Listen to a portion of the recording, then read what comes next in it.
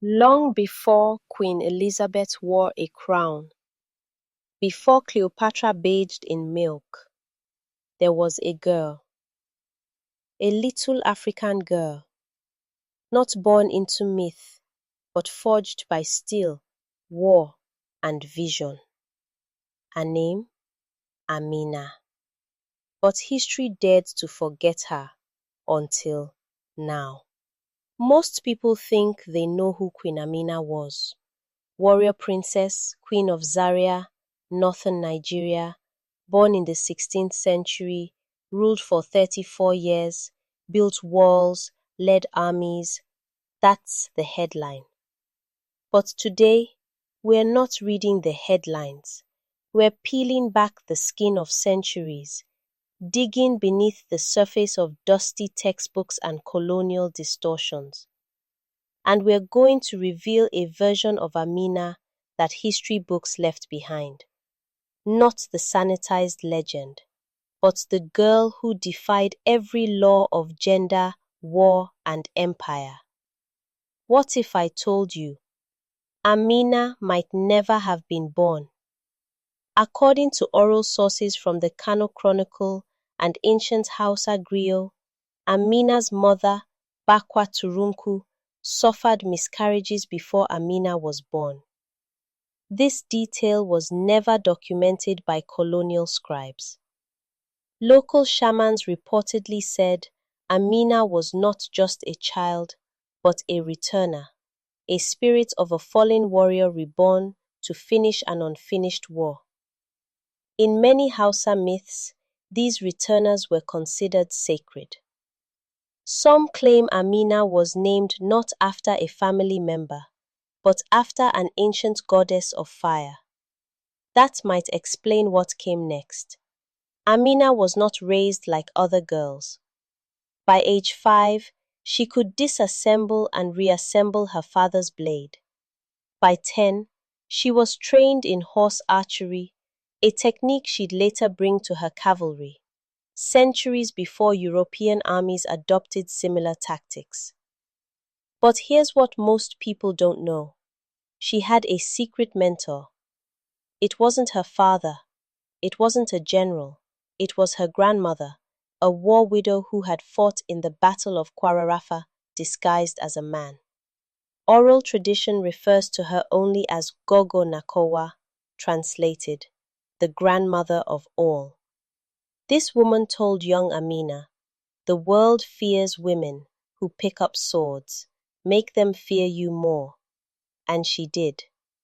Historians often talk about Amina's walls, the massive fortifications around cities she conquered.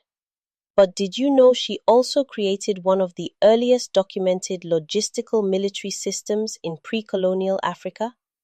She implemented the Kasar Aiki, a rotational labor and provisioning system. In short, villages supplied food, leather armor, horses, and youth soldiers in rotation. This allowed her to sustain campaigns for years without exhausting her home base. European colonizers only developed similar systems during Napoleon's campaigns. Amina was centuries ahead. There's a controversial claim that Queen Amina never married and had lovers from each conquered city who were executed afterward. Where did that story come from? It first appeared in European missionary writings 300 years after her death.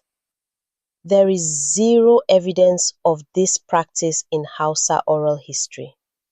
Here's the untold part. Amina did have a consort, a powerful Tuareg prince named Italko. But their union wasn't romantic in the European sense. It was a strategic alliance. Their child, whose identity was kept hidden, was sent to live with the nomadic Tuaregs to avoid palace politics. Why hide the child? Because in the Hausa tradition, the son of a queen was a threat to her crown. She protected her legacy by protecting the secret.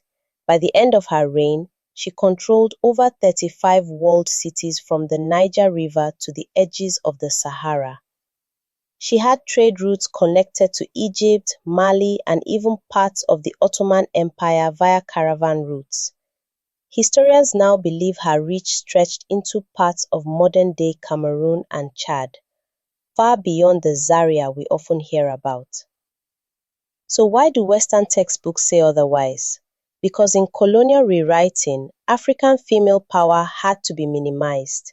British records from 1903 literally call her an embellishment of myth. Amina wasn't a myth, she was a threat. Queen Amina didn't die in battle. She didn't die in her sleep.